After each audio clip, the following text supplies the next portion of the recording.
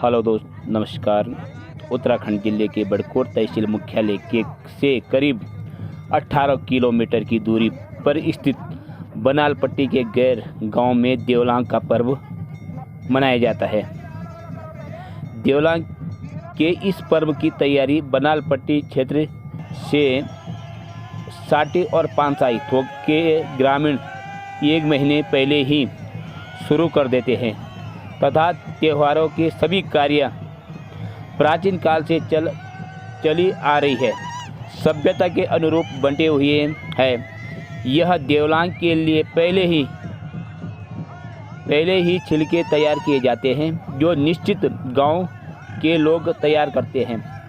अमावस्या के दिन गांव के लोग व्रत रखकर बड़ी श्रद्धा के साथ देवदार के लंबे साबुत पेड़ को मंदिर प्रांगण में लाते हैं तथा विशेष पूजा अर्चना के साथ पेड़ के बाहर छिलके बांधकर उसे तैयार करते हैं। रात्रि में गांव-गांव से ग्रामीण ढोल और नगाड़ों के साथ अलग अलग समूह में नाच गाकर गैर गांव पहुंचते हैं, जहां पूरी रात ढोल नगाड़ों की थाप पर नाच गानों के साथ बिताई जाती हैं और सुबह होने से पहले देवदार के इस पेड़ पर आग लगाकर इसे खड़ा करते हैं। यह पेड़ रात खुलने तक जलता रहता है। बनाल पट्टी के गांव 2 थोक में बंटे हैं, एक साटी और दूसरा पानसाई। साटी और पानसाई थोक के लोग इस पेड़ को खड़ा करते हैं, इसे देवलांग कहते हैं। देवलांग अर्थात देवता के लिए लाया गया देवदार लंबा वृक्ष। देवलांग नीचे से ऊपर की ओर जलती चली जाती है। इसे देखकर आभास होता है कि एक सुंदर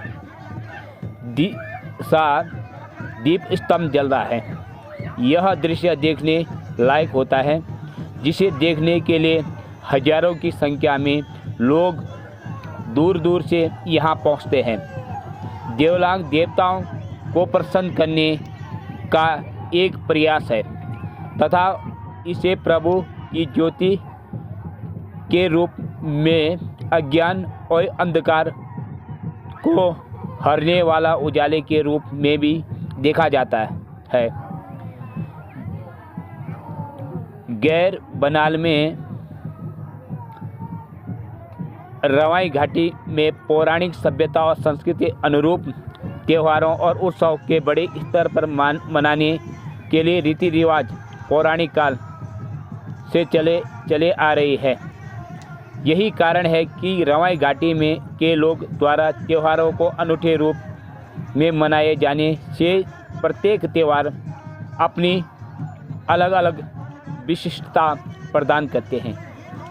ये देवलांग पर्व बड़ी धूमधाम से लोग मनाते हैं और क्योंकि ये देवलांग इसलिए मनाते हैं क्योंकि जो भगवान श्री राजा रघुनाथ का जो मंदिर है गैर बनाल में, यहाँ पर ये धूमधाम से ये देवलांग मनाई जाती है और ये अपने अंधकार छोड़कर उजाले की ओर पहुँचते हैं। बोलते हैं कि रघुकुल के नाथ अर्थात रघुनाथ जी का सीधा संबंध अयोध्या से है और अयोध्या में ही रघुनाथ रूप में पूजित श्री राम का जन्म हुआ।